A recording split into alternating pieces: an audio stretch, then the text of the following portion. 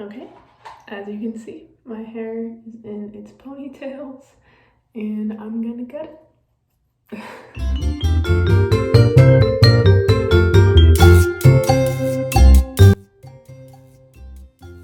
Here it is. Here's that bad boy. Oh my god. I look like an e-boy. I haven't had hair this short in so long.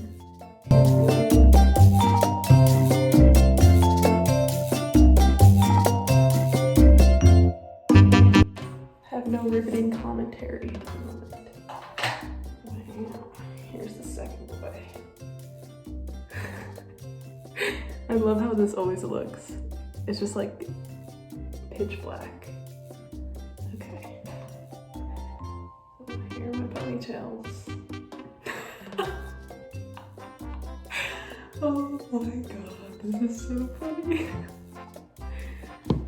My hairdresser Terry might kill me. It's fine. It's fine. But yeah. I actually look kind of cute like this. Like maybe I should rock the bob one day. The middle part bob. It feels so much lighter. Oh. Okay, well now I'm going to shave my head. So.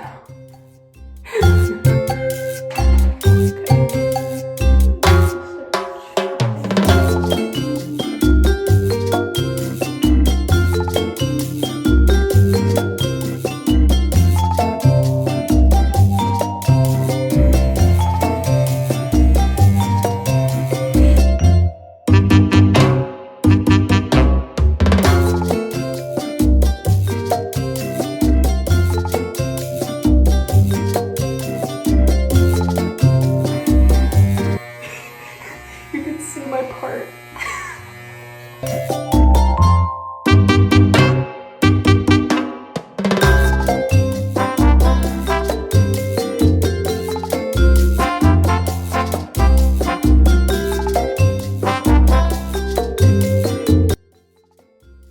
Okay, here's what I look like.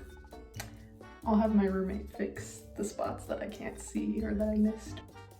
Here's my pile of hair. Here's my ponytails, and there's me. And I'm pretty happy about it, I'm not gonna lie. Okay guys, now the physical side of this process is done. My first impressions, I love it. It's way lighter than it used to be. And I took a quick shower to wash off all the hair, and I did the little thing where you scrub your head and the water goes everywhere. Absolutely love that. So yeah, but I also am going to kind of talk about my motives for doing it, what has happened in the past when I've shaved my head, and how you can facilitate positive change in your own life. So I know some of you might be confused, like, why would this girl with beautiful, thick, luscious hair who isn't sick, why would she shave all of her hair off after she spent years growing it out? And the answer is, it's complicated. But I'll go through all of the gists and maybe encourage you guys to facilitate positive change within your own lives, because I know not everyone wants to shave their heads, but there's many modes and methods of taking control of your life when it feels like everything is spiraling out of control. So I'm just going to start by giving a bit of background on my tumultuous relationship with hair.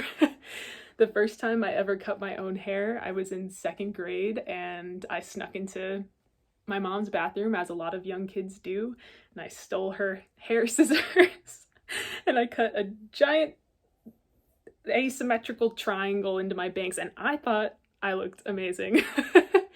But I walked back out into the living room, and then my mom saw me and she yelled, "McKenna Renee!" which is a telltale sign that I am in trouble. And basically she was upset because I hadn't come to her first and I didn't get my hair cut by my lovely hairdresser Terry, and I decided to take initiative into my own hands. And so yeah, she was disappointed in me, but not because I was cutting my hair, but because I was doing something that I like lied to her about, basically. From that moment, I've been kind of obsessed with hair, and I think maybe a lot of women can relate to this, but when you think of icons or how little girls are told they should play when they grow up, they're told that, like, you should idolize skinny women with long, luscious hair. And I know for me, my idol growing up was a high school tennis player who had beautiful, long, luscious hair. And when I would go watch her play, I wouldn't even be amazed with her because of her physical capabilities. I'd be amazed with her because of how she looked. And so I think from a very young age, I was scared of getting my hair cut, and I really clung to my long hair as something that showcased my femininity and like my maturity as a young child. And I didn't think I had other options than having long hair because all of the icons in my life had long hair, which is amazing. I don't think long hair is ugly by any means, but it definitely narrowed my perspective on who can be a beautiful woman and what makes a beautiful woman. Because nowadays, I think a lot of people are moving past the physical appearance side of beauty, and they're starting to really look at the internal aspects that make someone beautiful. But it's a process, and it's hard to like rewire your brain to not think those things. So up until about middle school, my hair was pretty long. It was like down to here, kind of where it was when I cut it this recent time. And when I got to high school, that was the first time that I decided I wanted to cut my hair shorter because I was a very athletic kid growing up. I played tennis and a lot of other sports, and when you're young and you live in the desert, long hair is really, really annoying, and it clings to your neck and it's kind of disgusting. So I decided I wanted to get a little haircut and, you know, just facilitate that change in my life. And I loved it. I was kind of addicted from that moment on to cutting my hair, and you'll see, I'll put some pictures in here. But gradually, through like that year and a half before I shaved my head for the first time, I was slowly cutting it shorter and shorter because I was kind of obsessed with the process. I loved how it felt when it was lighter and it was cleaner, and I don't know, it was really helpful in my athletic career to do so, but it was also, it felt nice. It felt like me. It felt very genuine to me as a person. And so when I finally decided to shave my head and I was telling everyone about it, this was like a couple of months before, I was like, I've been thinking about it for a while. I think I want to shave my head. I got the most backlash that I've ever gotten in my life to do anything, literally anything. Like this, to me, this was not a big change. This was just another example of me expressing my identity. And for me, it wasn't that big of a deal, but to everyone else, it seemed to be the end of the world. I remember my grandma told me that I would basically be ugly if I shaved my head. And I remember my hairdresser questioning me over and over and over again, even though I had come in for like 4 different haircuts, cutting it shorter and shorter. And my parents didn't agree, and my friends were like, oh God, McKenna, you've jumped off the deep end. You are Britney Spears. You are Miley Cyrus. All of these people that were having mental breakdowns I was being compared to, which, by the way, no shade to Miley Cyrus or Britney Spears. It's just, that was the equivalent of me shaving my head. I had to be going through something terrible, and I couldn't just want it for myself. And I think that negative push kind of made me want to do it more, because if other girls who felt the same as me were going through that and that backlash stopped them from doing that, then I wanted to prove to them that you don't need people to tell you what you can and can't do, because they're speaking from a place of fear of change. When people would tell me not to shave my head, it wasn't because they cared about my well-being. It was because they were projecting their fear of change onto me. The funny thing about it is, like, as soon as I did it and I was happy and I wasn't crying in the hair salon, people were so happy for me. They called me confident and they called me brave, and they were proud of me, and it's like the dialogue changed. It wasn't all happy all the time. There were instances of people calling me a man, and people mistaking me for a cancer patient, even though I was strong, healthy. Like, there were no other physical indicative signs that I was going through a terrible, terrible procedure or treatment. And yeah, so there were misconceptions along the way, but overall people embraced it. I remember we did a little psychology assignment where people had to write one word to describe you on a piece of paper, and like everyone wrote confident for me. One of the more confusing comments that I got as a person with a shaved head was from women. A lot of people, and I would say like majority of my friends, kind of gave me backhanded comments. So and again, this is like one of those things where you wouldn't even think twice about saying it, because it's just, you think that you're complimenting someone, but it's not. It can be misconstrued in a whole different way. But the one compliment I got all the time was, "Oh, you look so good with that hairstyle, but I could never pull it off." And part of me was like, "Oh, thanks. Like, my head is nice and even because of the way I was birthed."